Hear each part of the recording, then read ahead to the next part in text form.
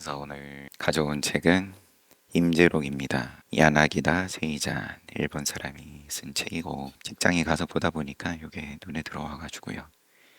책이 보이시다시피 아주 옛날 책이죠.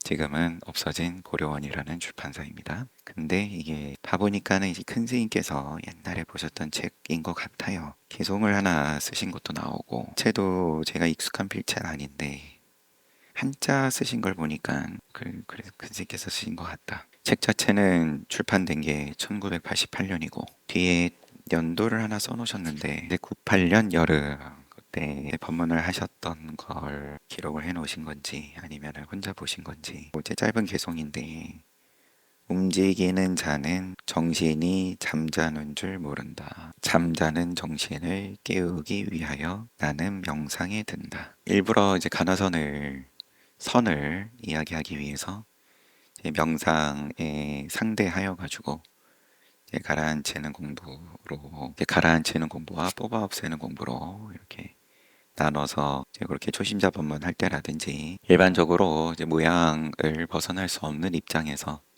맑음을 만드는 그런 수행이 불법의 전부가 아니다라는 것을 이야기하기 위해서 용어를 지어서 명상이라는 단어를 그렇게 쓰시기 이전에 쓰신 개송인 거죠. 그러니까 움직이는 자는 정신이 잠자는 줄 모른다.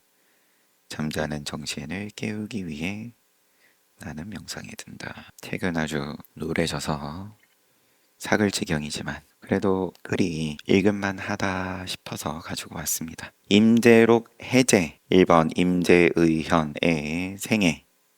우리는 기본적으로 다 제 임재종의 후손이다. 그러는데 그러면 그 임재 스님이 어떤 분이냐? 불교 학자 야나기다 세이잔. 그래서 앞에 해제가 깁니다. 가타부타 다 거두절미하고 임재 스님 말씀 보는 게 맞을란지는 모르겠지만 또 이렇게 보자면 이렇게도 본다. 선불교는 중국 불교의 실천적인 측면을 총괄하는 대표적인 운동 형태이며 토착 중국 불교의 한 전형이다. 중국 선의 독자적인 개성과 가치를 구현한 임재의 의현의 선사상은 중국 불교가 개척해온 장구한 역사적 발전 단계 가운데서도 가장 특징적이며 진보적인 정점에 속한다. 그는 중국 임재종의 계조이며 현대 선불교에서도 강한 정신적 활력을 모두에게 남기고 있다. 무엇보다 그는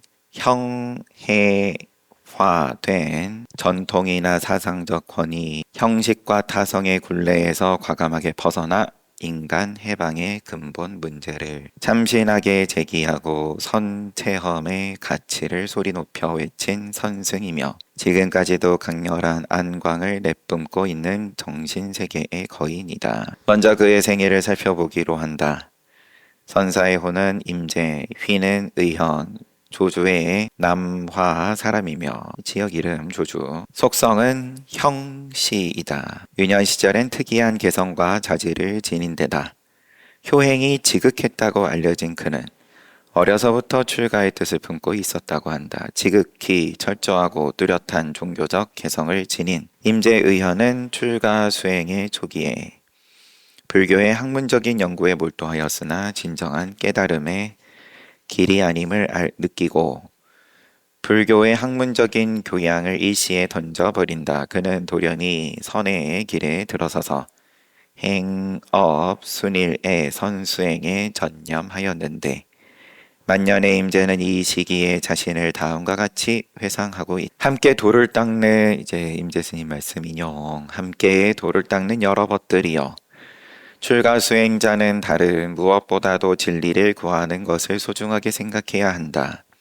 산승은 본인은 지난날 계율에 대해서 마음을 두고 탐구했으며 또한 경과 논에 대하여 연구하면서 많은 책들을 찾아서 읽었다. 그러나 뒤에 이것은 세상의 고통을 일시적으로 치료하는 약이요 불법의 근본 자리를 표현하는 하나의 언구에 지나지 않음을 알고 일시에 다 던져버린 뒤 바로 돌을 묶고 참선을 시작했던 것이다. 그 뒤에 대선지식을 만나서 비로소 깨달음의 눈을 도안을 뜨게 되었으며 처음으로 천하의 대선지식들의 견처를 꿰뚫어보고 그 그릇된 것과 바른 것을 잘 알게 되었다. 옳고 바름이 한번 무너지고 재정립되었다. 이것은 어머니가 낳아줌으로써 바로 안 것이 아니라 스스로 갖고 분투하고 몸으로 부딪혀 연마한 결과 하루아침에 투철이 깨달은 것이다. 그러니까는 인간 해방. 요새는 잘 사용하지 않을 만한 단어이겠지만 인간이 전부이던 옳고 그름 어머니가 낳아줌으로써 바로 아는 것. 내 입에 들어가는 게 옳은 거고 나는 못 먹는데 남이 먹으면은 그른 거고 요게 한번 무너지고 하루아침에 투철하게 깨달았다. 해방했다. 인간을 해방했다. 젊은 나이로 불문에 들어와 인용은 여기서 끝났습니다. 다시 젊은 나이로 불문에 들어와 전통적인 불교학을 널리 수학한 그는 그의 설법에서도 중국선의 대표적인 어록과 법화경, 화엄경, 유마경, 능가경, 능엄경 등의 경전, 그리고 화엄 함론, 대승성업론, 법원, 의림장 등의 논서에도 깊은 조예를 보여주고 있다. 특히 그의 화엄 사상과 유식 사상, 그는 화엄 사상과 유식 사상에 정통했던 것으로 알려진다. 중국 선종 사상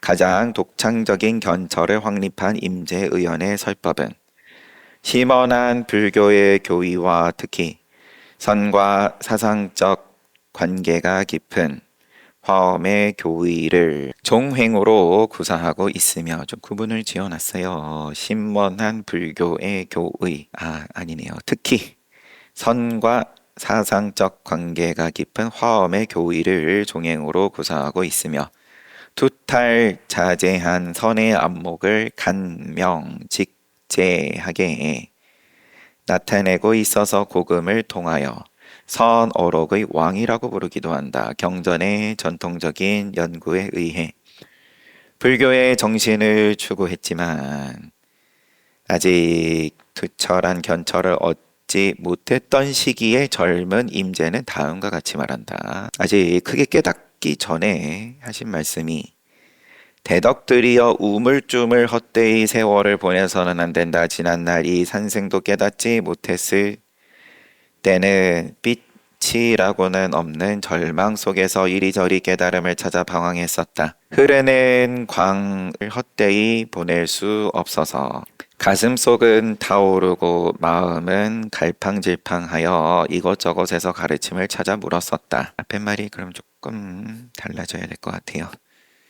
아직 투철한 견철을 얻지 못했던 시기에 대해서 다음과 같이 말한다. 여튼 인용은 끝나고 이와 같은 임재의연의 자전적인 회상 속에는 세속적인 모든 것 더 나아가 종교적인 가치마저도 내던져버리고 세속도 그러하지만 종교적인 가치도 내던지고 오직 진정한 견해만을 향해 각고의 길을 걸어간 한 젊은 구도자의 정신적인 편력이 생생하게 그려지고 있다. 당시 그는 선문의 대선사 황벽희운의 회하에서 수년간 행업 순일의 정진 끝에 대오의 기원을 맞이한다. 번역을 제가 시비를 하면 초장부터 곤란하지만 대오 스님을 찾아가서 기원을 맞이한다를 원래 일본 학자니까 일본어는 그럴 수도 있지 않을까 싶은 생각이 잠시 들지만 어찌됐든 황벽기운 스님 회하에서 수년간 머물렀다. 그러다가 정지는 잘 하는데 그러면은 또 그 어떤 시절 인연을 보셨으니까 아니면은 보고 말고랑 상관없이 본인의 인연이 되었을 무렵에 방장실로 들어가서 질문을 하라고 옆에서 그 수자로 있었던 스님이 좀 눈치를 주고 그러면은 뭘 물어야 됩니까? 저는 어떻게 물어야 되는지도 잘 모르겠는데요. 요렇게 물으면 된다. 물었다가 20방 얻어맞고. 아니, 물으라 그래서 물었는데 왜 다짜고짜 몽둥이를 후리십니까? 아, 뭐가 좀 착오가 있었나 보지. 한 번 더 물어봐. 또 들어가고 또 얻어맞고 또 들어가고 세 번째 얻어맞고는 그러니까 뭐 당연히 나는 여기서 못 살겠다. 그러고는 이제 대우스님 만나서 변화가 오고. 아, 대우스님이죠, 대우스님. 앞에 시비는 다시 정정하는 걸로 하고요. 임재의 깨달음에는 다시 대우가 있다. 임재의 대오의 장면은 임재로 행록에 잘 묘사되고 있지만 임재록이라는 한 선승의 어록이 하나의 고정된 형태로 엮어지기 이전의 모습, 임재종의 종조로서 우상화되기 이전의 임재, 즉 원형에 가까운 임재의 깨달음의 모습을 조당집은 임재록 행록과 다르게 싣고 있다. 조당집은 늘 얘기했던 것처럼 여기서는 지금 현존 최고 제일 오래된 선종사서이다. 선사들의 백과사전. 황벽 여기에 어떻게 나오냐? 황벽 화상이 어느 날 문하의 수행자들에게 설법하셨다. 내가 옛날 대적의 마조스님입니다. 문하에서 수행할 때 함께 공부하던 도반으로 대우라는 분이 계셨다. 이분은 일찍부터 제방을 행각하여 법안이 매우 고명하셨다. 전국의 제방을 여기저기를 행각하여 법안이 매우 고명했다. 지금은 고안현의 산중에 계시는데 대중과 머물어 지내기를 대중과 더불어 지내기를 좋아하지 않으시고 초막에 혼자 있기를 좋아하신다. 나와 헤어질 때 그분은 나에게 간곡히 부탁하기를 훗날 근기가 뛰어난 수행자를 만나거든 나를 찾도록 지시해 주시오 하였느니라. 이때 임재선사께서 대중 속에 있다가 이 말씀을 듣고 곧 가서 뵙기로 했다. 임재는 그러니까 당신의 발로 스스로 가신 거다. 물론 3번에 걸쳐서 60번 맞고 간 것도 그때도 자기 발로 간 거는 간거이긴 하지만 적극적으로 나서가지고 가셨다. 임재는 대우의 처소에 이르러 그간 자신이 걸어온 길을 자세히 이야기하고 밤이 되자 대우 스님에게 유가론을 이야기하고 유식 사상을 설명한 뒤 이것저것 다시 질문을 했다. 임재록에 있는 행장하고는 분위기가 많이 다르네요. 이때 대우는 밤새도록 초연히 앉아서 아무런 대꾸도 하지 않더니 아침이 되자 임재에게 이렇게 말했다. 노승이 홀로 초막에 살고 있기에 그대가 먼 길을 온 것을 생각하여 하룻밤 묵어가게 했는데 멀리서 왔으니까 나는 너를 손님 대접 잘 했는데 어젯밤에는 어찌하여 내 앞에서 부끄러움도 없이 냄새나는 방귀를 끼어댔는가? 너는 왜 이렇게 염치도 없어? 대우는 말을 마치자 몇 차례 주장자를 들어 때리고는 문 밖으로 밀어내고 문을 닫아버렸다. 임재는 황벽에게 돌아와 위의 일을 자세히 이야기하니 황벽이 듣기를 마치고는 머리를 조아리고 합장하며 말했다. 대우는 마치 이글거리는 불더미 같이 그대를 만난 것을 기뻐했거늘 그대는 어찌하여 헛되이 왔다 갔다만 하는가? 너를 그럼 그렇게 면박을 주고 역시나 주장자로 때리고 그게 다 최고의 대접을 해준 건데 너는 와가지고 뭘 투덜거리고 있어. 이에 임재가 다시 가서 대우를 뵙자 대우는 말했다. 엊그제는 부끄러움도 모르더니 어찌하여 다시 왔는가? 말을 마치자 문득 방망이로 때리고 문 밖으로 밀어내거늘. 두 번째, 선사께서 다시 황벽에게 임재 스님이 황벽에게 돌아와서 또 이번에는 또가 아니라 이번에는 다시 돌아왔으나 헛되이 돌아오지는 않았습니다. 황벽이 물었다. 왜? 무슨 까닭에 그러한가? 임재가 한 방망이에 부처님의 경계에 들었습니다. 설사 100겁 동안 뼈를 갈고 몸을 부수도록 수미산을 머리에 이고 끝없이 돈다 하여도 이 깊은 은혜는 보답하기가 어렵습니다. 황벽이 이 말을 듣고 기뻐하면서 평소와는 달리 이렇게 말했다. 그대는 우선 쉬었다가 다시 오너라. 쉬었다가 다시 와라. 왠지 또 얻어맞을 것 같은 분위기라. 임제는 열흘가량 지나서 다시 황벽과 하직하고 대우에게로 가니 쉬었다 다시 오라고 하니까 황벽 스님이 대우 스님한테 갔습니다. 대우가 보자마자 또 방망이를 들려 하거늘 임제는 얼른 방망이를 빼앗고 대우를 껴안은 채 쓰러졌다가 다시 그의 단등에다 콧잔등이겠죠 아마 두어 주먹을 쥐어 지르니 먼저 때렸어요. 그러면 뭐 먼저는 아니란지 여튼 방망이를 들고 때리려 드니까 그걸 빼앗고 껴안고 넘어진 다음에 부둥켜 안고 넘어진 다음에 두 주먹을 날렸다. 대우가 마침내 연이어 고개를 끄덕이면서 이렇게 말했다. 내가 혼자 초막에 살면서 일생을 헛되이 보낸다고 여겼더니 뜻밖의 오늘 한 아들을 얻었구나. 이렇게 황벽 대우 두 스승의 간절한 가르침으로 대오한 임재 의현의 기연은 있는 이에게 뭉클한 감동을 준다. 조당집의 기록자는 자신의 의견을 이렇게 붙이고 있다. 이로 인하여 임재 선사께서 10여 년 동안 대우 곁에서 시봉을 하였는데 대우는 임종할 때 선사에게 이렇게 유언을 하였다. 그대는 스스로가 평생사를 저버리지 않았고 또 나의 임종을 지켜주었거나 뒷날 세상에 나가서 마음의 법을 신법을 전하거든 무엇보다도 황벽을 잊지 말라.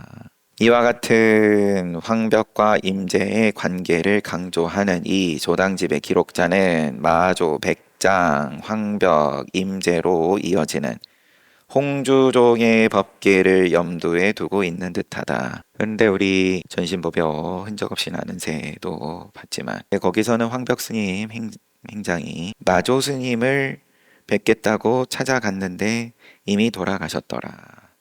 그래서 제 백장 스님께 한 달이 건너서 들은 거죠. 그 백장 스님이 할 일할에 귀가 먹고 혀를 쑥 내밀었던 그 일을 전하고 거기에 또 황벽 스님이 크게 깨닫고 그런 이야기를 봤었는데 지금 조당집의 이야기로는 황벽 스님이 스스로 마조 제 스님으로부터 가르침을 받았다. 뭐 금방 또 기억이 날아가가지고 이렇게 얘기가 나오니까 하긴 또 틀린 말은 아니긴 해요. 황벽 화상이 설법하실 때 내가 옛날 마조의 문화에서 수행할 때 돌아가셨어도 큰 스님 입적하신 후라도 그 문화는 문화일 테니까 아무튼 이렇게 황벽과 임제의 관계를 강조하는 지금 요 조당집에 대우 스님 10년 모시고 입적까지 함께 자리를 하고 그때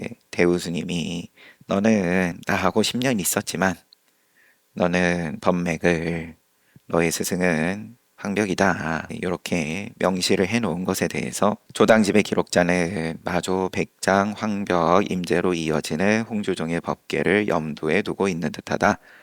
대오 이후 그는 그가 좋아하는 표현처럼 참된 출가는 하루에 황금 만냥을 쓰는 삶과 같이 참된 출가는 진짜 출가는 하루를 황금 만냥 만냥 황금 만냥을 쓰고 만금을 쓰는 삶과 같다. 자족하고 당당한 삶을 살았다. 임제는 황벽 선사의 문화에서 얼마간 머문 뒤 각지의 선사들을 찾아 행각하며 진내성 동남쪽 호타하 부근의 소원 그러면 작은 절인 임제원에 주석했다. 임제라는 그의 법호는 그가 주석한 임제원이라는 소원의 명칭에서 유래한다. 호타하 부근의 임제원에 머문 지 오래지 않아 마침 병난이 일어나 임제 스님은 그곳을 떠났다. 그때 장군 묵군화는 성 안에 자택을 절로 만들고 스님을 계시게 했는데 역시 임제원이라고 불렀다. 임제 스님이 만년의 주로 활동한 곳은 하북부의 진주였다. 그 금나라의 세종이 대정 23년 1183년에 세운 한참 뒤입니다. 임재 스님 가시고 임재의 도행에 의하면 비를 세워드렸는데 대중 8년 854년에 임재가 진주에 도착하여 임재원에 주석한 것으로 기록되어 있다. 그러므로 그가 대명부의 흥화사에 에서 입적한 함통 8년 867년까지 약 13년간 진주 지방에서 활동한 것임을 알 수 있다. 그는 당시 하북부의 부주왕이에요. 그러면 이 지역의 이 부의 왕 성씨를 써놓은 걸 다시 부주의 왕상시의 초청에 의하여 하북의 진주에서 공식적인 개당 설법과 활발한 교화 활동을 펼치고 다시 대명부의 흥화사로 옮겨 주석한 뒤 많은 제자들을 지도하면서 임재 선사상의 독특한 가풍을 수립한다. 조당집에서는 이 시기에 임재의 선풍을 황벽의 법을 깨달아 얻은 뒤로는 하북에서 교화를 폈으며 역시나 이제 조당집. 그럼 요 불교 학자는 조당집을 좀 더 존중하는 느낌입니다. 이 시기에 임재의 선풍을 황벽의 법을 깨달아 얻은 뒤로는 하북에서 교화를 폈으며 기강을 세우기는 준엄하고도 빨랐고 가르침을 보이기는 그윽하고도 깊었다라고 기록하고 있다. 그러나 임재의 삶은 언제나 가주였다. 거짓 머무름, 임시 머무름이었다. 어느 한 곳에도 정착하지 않았던 그의 삶이 바로 그의 선을 낳았던 것일까. 노년에도 변함없이 그렇지만 우리 의례에 보아왔던 대다수의 선사들이 다 하기는 또 한 곳에서만 3, 40년 머물기도 하긴 했네요. 그렇지만 많이들 옮겨 다니셨죠. 이제 앞서서 직전에 보았던 해원각범 선사도 자리를 그렇게 옮기신 거라고 하기엔 어폐가 있을지는 몰라도 늘 귀양살이도 갔다가 옥에도 갇혔다가 그러느라고 자리 이동이 많으셨고 등등. 노년에도 변함없이 젊은 날 이상으로 기백에 찬나날을 보낸 임재의 입정연도는 867년 10호는 해조, 타포는 징령이다. 임재의연의 전기는 조당지, 또 송고승전, 또 전등로 다 선사들에 대한 기록, 천성광등록, 전법 정종기, 오등회원 그리고 임재의 육성이 담긴 임재록 행록이 있다. 두 번째 임재의현의 사상. 임재선의 고향 하부. 임재록의 서두에서 상당설법을 정하는 단월은 부주 왕상시라는 불교도이다. 그는 당시 그곳 진주 지역에서 위세를 떨치고 있던 번진 왕씨의 일족으로서 세력가였습니다. 그의 선조는 색외호족 출신이다. 지역을 얘기하죠. 요 중국 역사에서 정확하지 않은데 괜히 또 색외호족 출신이다. 그러면은 그냥 간단하게 이제 오랑캐라는 말인데, 부주라고 불리는 관명도 정식 관직 명칭이 아니고 지방의 보스형 실력자의 통칭이다. 실제로 색외 호족 세력의 거점으로서 유명한 하북의 진주지방은 회창의 파불, 회창 범란, 이 행해지던 때에도 여기서만은 철저한 파불이 이루어지지 않았던 것이다. 4세기 초엽, 그러면 300년대 초, 선비족의 성륵, 성륵 그리고 석호 부자는 아버지 아들은 하북의 조라는 소국을 건립하였다. 선비족 출신이 조나라를 세워가지고 그들은 호족의 지도자로서 불교의 천리에 깊은 이해를 가지고 있었으며 신이에 대한 열렬한 관심을 보였다. 고승전에 전하는 바에 따르면 성렉은 당시의 고승 불도진과 첫 대면에서 불법에는 어떤 영험이 있습니까? 하고 물었다. 불도진은 곧 가지고 있던 바루에 물을 담고 향을 사르면서 주문을 외웠는데 수중에서 푸른 연꽃이 피어올랐다. 이에 성렉은 깊은 믿음을 얻고 불교에 귀의했다고 한다. 제 어제도 거의 말미에 어제 회양했으니까 당연히 책의 마지막이죠. 그 해원각범 선사 쓰신 시 말고 이제 개송해서 이렇게 푸른 연꽃을 언급을 하죠. 글을 많이 썼는데 글은 글이고 그러면은 그 푸른 연꽃은 볼 줄 아냐 그런 그 읽을 때는 그냥 또 지나갔는데 연꽃은 푸른색이 아니니까 그렇지만 이제 보이지 않는 가운데에 허공의 오묘함을 볼 줄 아냐 허공만 볼 줄 아는 건 그런 건 누구나 하는 거고 그건 멍멍이도 하는 거고 그래서 푸른 연꽃이 또 공교롭게도 다른 책에서 이제 오늘 처음 보는 가운데 나와서 그래서 불도징이 바로에 물을 담고 거기서 푸른 연꽃을 보여줬더니 이에 성렉은 깊은 믿음을 얻고 불교에 귀의했다고 한다. 성렉은 당시 중서 저장랑이던 왕도 그리고 왕파가 일국의 왕이 불교를 받든다는 것은 외국의 신을 섬기는 것과 다름없으며 중화의 천자로서 할 바가 아니다라고 상주하자 이래서는 아니 되옵니다. 이제 했다는 거죠. 중화의 천자로서 변방에서 그러면 나라를 세워가지고 하지만 우리는 그 어떤 빅픽처를 우리가 중화다. 우리가 통일할 거다. 이런 기치를 명분을 걸어야 또 사람들이 뭉치고 따르니까 그런데 왜 이제 이런 외국의 신을 모시냐? 짐은 변경 출신으로 중화의 풍속을 알지 못한다. 중화의 풍속 됐어. 관심 없어. 그러므로 외국의 성인이신 불타를 예배하는 것은 당연하다. 쓸데없는 소리 하지 마라. 내가 정하는 게 중화야 라고 대답했다.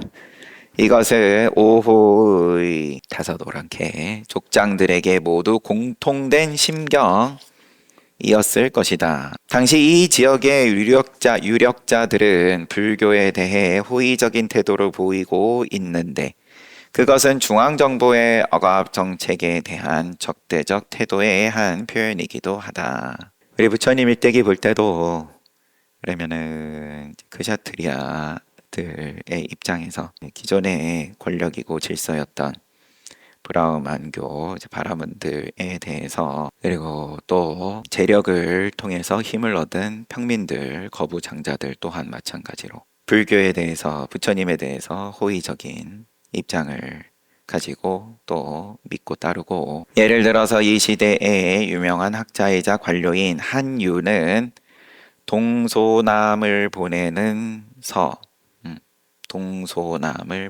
서라는 글에서 연지의 땅에는 예로부터 감계비가의 인물들이 많다고 쓰고 있다. 또한 신구의 당나라서 역신전에 수록되어 있는 알록산 사사명 이외에도 다수의 역신들이 반란 내지는 뭐라고 해야 되죠? 이제 걸기를 했던 역신들이 이 지방 출신이라는 것은 무엇인가 시사해 주는 것이 있음을 알 수 있다. 중국 불교사의 전개에 있어서도 이것은 유서 깊은 역사적 의미를 갖는다. 불교가 처음부터 중앙의 수도에 뿅 하고 인기를 얻고 퍼진 것이 아니라 300년대 초부터 이 시기에는 이제 지방에서부터 그리고 메인스트림이 아닌 이제 오랑캐들부터 해서 이제 그러다가 장송 때에는 그때는 이제 중앙에 유행이 된 거고 위진의 시대에는 불도진과 도안의 활동지였으며 수당의 교체기에는 혁신적인 신행 이것도 이름입니다. 신행 스님 일란지의 3개교가 발흥한 곳이기도 하다. 이국에서 전래된 불교가 색외 호족의 지지를 얻으면서 점점 중국의 대지에 뿌리를 내리게 된 것을 생각해 본다면 하북 지방은 토착 중국 불교의 형성과 관련이 깊은 곳이라고 할 수 있다. 호족이 지배하던 하북 지역에서 두타행의 실천으로 출발했던 초기의 중국선은 엄격한 수행으로 처음 시작을 했던 초기의 중국선은 그 달마 스님이 9년간 면벽을 한 것부터 해서 중국의 학파 불교가 빠져들었던 체제 교학에서의 타성을 깨뜨리고 개혁을 실행했었던 보기 드문 경우에 속한다.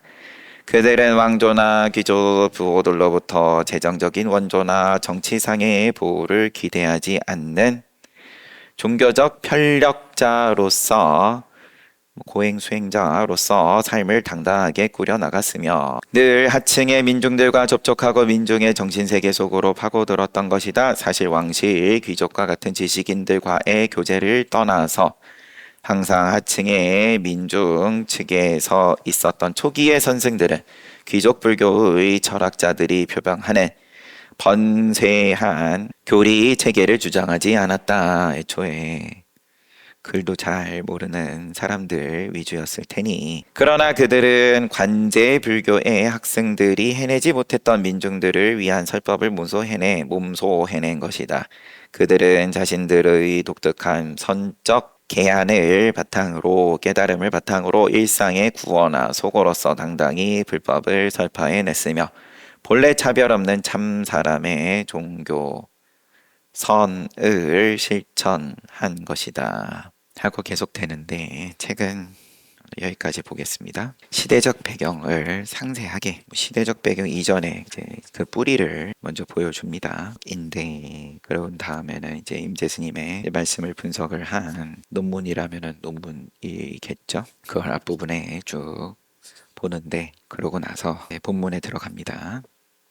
본문도 그 한자 하나하나에 대해서 다 주석을 달아놔서 원래 분량이 굉장히 슬림한데 본문만 읽고 넘어갈 것 같으면 뭐 일주일이어도 충분할 텐데 또 이번에는 이렇게도 한번 봐보는 거죠. 저만 재밌으면 그래도 어쩔 수 없죠. 당연히 그렇지도 않을 테고요. 다 같이 함께하는 시간입니다. 잘 봤습니다. 쉬었다가 정진합시다.